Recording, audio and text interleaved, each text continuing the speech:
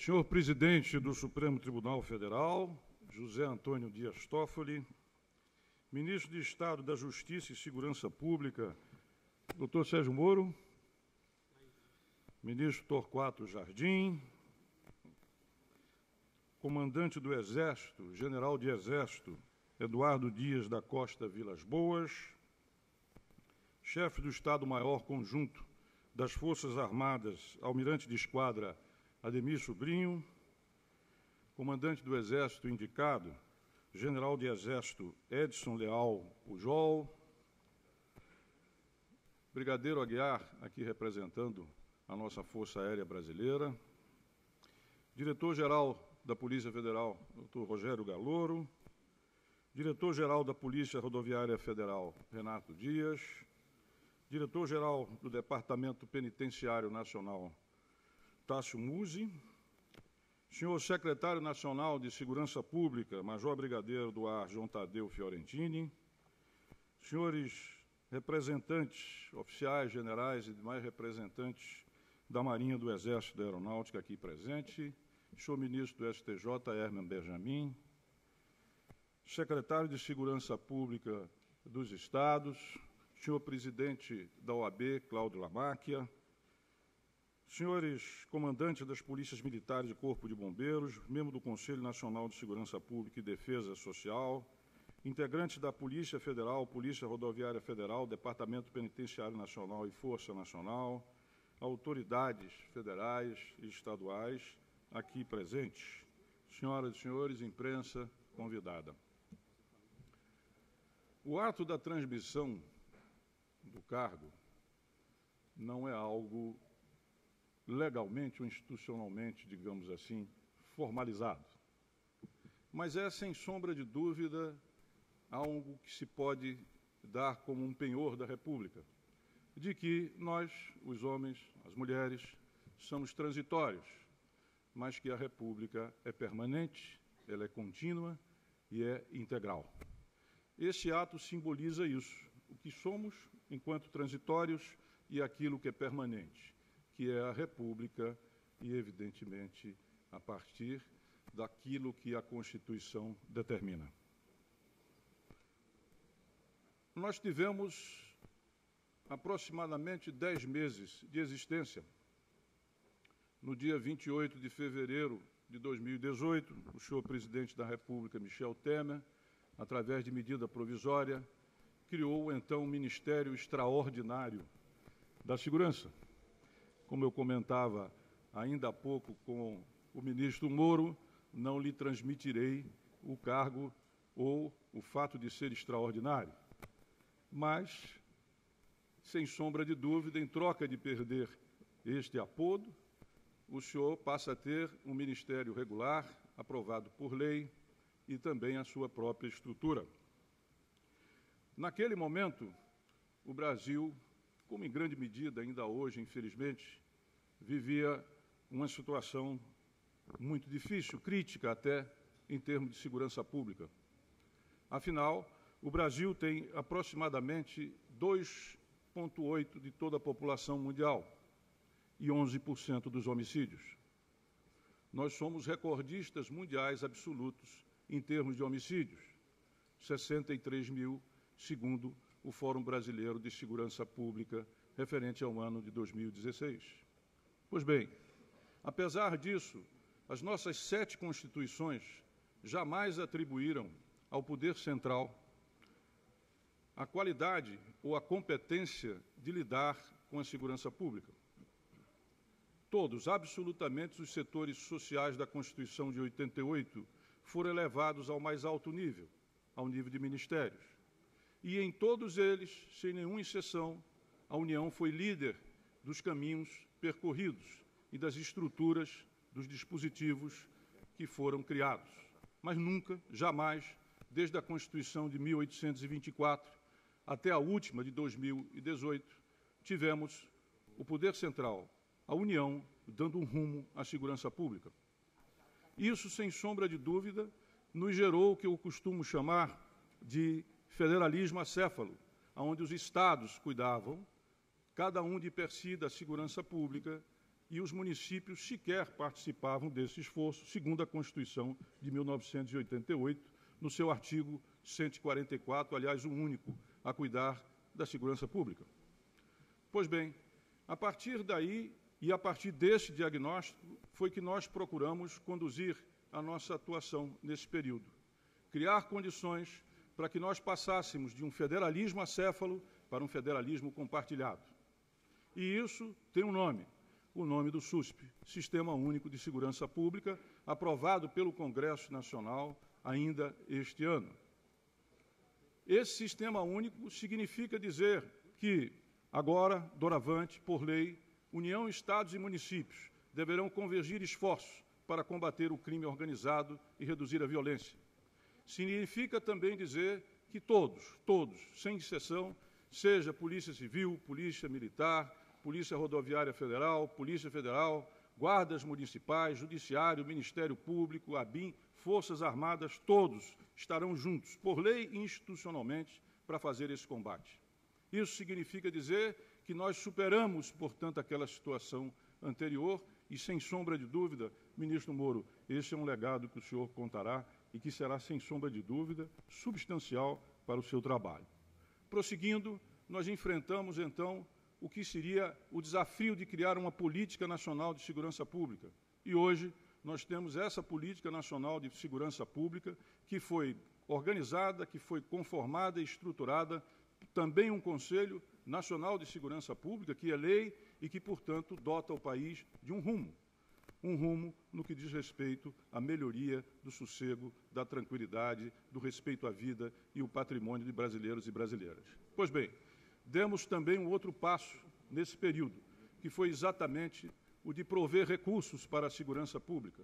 E o senhor presidente da República editou medida provisória, que hoje já é lei, destinando recursos permanentes das loterias que são geridas pela Caixa Econômica Federal, para que a segurança pública, pela primeira vez, dispusesse de recursos para enfrentar exatamente essa que é, talvez, a principal preocupação que aflige a brasileiros e brasileiras, a segurança pública. Fomos ainda adiante, senhor ministro Moro, na medida em que nos preocupamos, e esse é um dos aspectos que continua a nos preocupar, além de outros mais, com a questão do chamado sistema prisional brasileiro. Nós temos dito e repetido que o problema da segurança pública ele é muito visto entre a rua e os portões do sistema prisional, esquecendo que nós temos a terceira maior população carcerária do Brasil, que ela aumenta 8,3% ao ano, que em 2025 será equivalente a uma Porto Alegre, ou seja, algo como 1,5 milhão de apenados.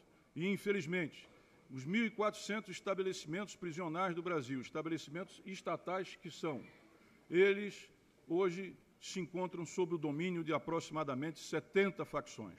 Ora, isso quer dizer que aquilo que acontece na rua, aquilo que nos preocupa, a bala perdida, o sequestro, o homicídio e tantos outros delitos mais, eles têm a sua dinâmica determinada dentro do sistema prisional. E nós não podemos olhar a segurança pública apenas das ruas até os portões do sistema prisional. É preciso olhá-la como um todo e saber que esses que lá se encontram, geralmente jovens, 3 em cada 4 são jovens que estão lá dentro, não contam com trabalho e não contam com educação. Então, a sua ressocialização, ela não acontece como deveria acontecer. E como um dia eles voltarão até as ruas, é preciso pensar numa reforma desse sistema. Dizer isso não quer dizer passar a mão em cima de cabeça de bandido. Dizer isso não é querer e não aprovar que sejam feitas, por exemplo, as medidas que já anunciadas pelo ministro Moro. Elas vão no sentido correto, estão corretas, mas é preciso pensar enquanto uma totalidade. Pois bem, nesse sentido, firmamos convênios com o CNJ, o Conselho Nacional de Justiça, através de seu presidente aqui presente, Dias Toffoli, no sentido de fazer a biometria dos 726 mil presos, terceira maior população carcerária do Brasil, cuidar de que todos os processos de execução penal eles sejam devidamente informatizados e digitalizados e também de que as centrais de penas alternativas elas possam efetivamente funcionar. Por fim, para não me alongar ainda mais, porque, afinal de contas, aqui não se trata de um balanço, é preciso dizer que o BNDES modificou os seus estatutos e passou a financiar a segurança pública. e, para isso, destinando 42 bilhões de reais nos próximos 5 anos, sendo que já esse ano 2 atas nacionais de preços foram feitas, uma no valor de 750 milhões para a compra de 8 mil veículos e uma outra a mais no valor de 250 milhões para a compra de coletes. Senhoras e senhores, ao longo desse período de intenso trabalho, tivemos um conjunto de realizações, de legados que passamos à futura administração, mas também tivemos resultados. O monitor da violência, que é tocado pela USP e é também tocado pelo Fórum Brasileiro de Segurança Pública, apresentou o resultado de que, nos últimos 9 meses, houve uma queda nunca antes registrada de 12,4% dos homicídios no Brasil. Homicídios que vêm crescendo de uma forma absolutamente inaceitável a 4% ao ano. Eles caíram, nos últimos 9 meses, 12,4%, significando uma conta que, sem sombra de dúvida, nos alegra, de poupar 5.500 vidas, ainda que o número que hoje se encontra de homicídios seja, obviamente, inaceitável e que nós tenhamos que combatê-lo. Senhoras e senhores, senhores ministros, senhor presidente do Supremo Tribunal Federal, hora de partir. E a hora de partir também é a hora de saber agradecer. Eu queria fazer aqui alguns agradecimentos, iniciando pelas Forças Armadas e os seus comandantes, ao qual tive a honra, a enorme honra de presidir, digamos assim, de ter um Ministério da Defesa e contar com esses homens e mulheres que fazem a defesa nacional e que são motivos de profundo orgulho. Repito aqui o que tenho dito mundo afora. Nós temos, dentre as melhores forças armadas do mundo, formada por homens e mulheres decentes, dignos, preparados e altamente compromissados com os destinos nacionais. Agradeço também, e não poderia deixar de ser diferente, a minha equipe. E aqui destaco o Galouro na Polícia Federal, o Renato na Polícia Rodoviária Federal, o Fiorentini na Secretaria Nacional de Segurança Pública, o Tássio, o Musi, e todos aqueles que integraram as suas respectivas equipes. Agradeço imensamente, não teria sido possível essa trajetória, não teria sido possível chegar aqui se não pudesse contar com eles. Fico muito feliz, senhor Moro, porque os que o senhor escolheu estão à altura deles, sem sombra de dúvida. Não cabe aqui nominá-los, o senhor o fará e o nomeará. Mas, sem sombra de dúvida, a equipe que nos sucede é de extraordinário nível. A todos eles, os que conheço, aqueles que não conheço, desejo todo sucesso e tenho certeza que vocês levarão adiante, e muito melhor, aquilo que foi possível construir ao longo desse período. Quero também aqui agradecer as polícias desse país, Polícia Militar, Polícia Civil, com quem desenvolvi 5 operações nacionais, guardas municipais, agradecer ao Ministério Público, que sempre foi o nosso parceiro, agradecer ao Judiciário, aqui na presença do senhor presidente Dias Toffoli, com o qual tivemos uma extraordinária e muito veloz parceria, e desejar extrema boa sorte a Vossa Excelência. E, por fim, eu quero dizer que eu pensei em que essa transmissão poderia ficar a cargo do ilustre Torquato, que é meu locador. Eu não sei se vocês sabem, eu sou locatário dele. E o contrato que ele fez, ele reajusta pela LIBOR. Mas, enfim, não é hora de fazer esse tipo de cobrança, mas de agradecer a fidalguia, a amizade do nosso estimado comendador, que foi um parceiro ao longo de tudo que fizemos, como também da nossa Ordem dos Advogados do Brasil. Sem a ordem, não há direito. É bom lembrar isso, e eu agradeço muito também ao senhor Cláudio Lamarca. Pois bem, eu dizia que eu pensava que a transmissão deveria ser feita exclusivamente pelo nosso Torquato. Mas eu mudei de ideia. E mudei de ideia por causa do senhor. O senhor teve conosco um comportamento de um respeito, de uma generosidade e de uma dignidade que eu não poderia faltar essa transmissão de posse. O senhor sempre e ao longo desse período, transmissões não são coisas fáceis. Né? Há uma realidade, uma outra realidade se sobrepõe, não é, senhor ministro Osmar Terra? E, muitas vezes, fazer com que haja essa coordenação e essa fluidez é algo que, às vezes, até independe dos nossos desejos. Mas Vossa Excelência foi absolutamente correto, foi absolutamente respeitoso, e eu quero lhe agradecer imensamente a forma pela qual nós convivemos e, da nossa parte, também tivemos a mesma reciprocidade. Quero dizer que, um pouco como aquilo que se cria me toca que o Ministério não continue, sem sombra de dúvida. Mas, ao mesmo tempo, eu sei que o seu Ministério contará com esse legado. E, acima disso, contará com um grande homem público, com um grande republicano, um grande magistrado, e que eu não tenho a menor sombra de dúvida, levará muito adiante e melhor aquilo que nós fizemos até aqui. Então, ao meu sucessor, com muita gratidão, com muito respeito, eu quero lhe agradecer por tudo isso que foi feito e também a todos e a todas que aqui se encontram neste momento, que é um momento de celebração da democracia e da República. A todos, meu muitíssimo obrigado.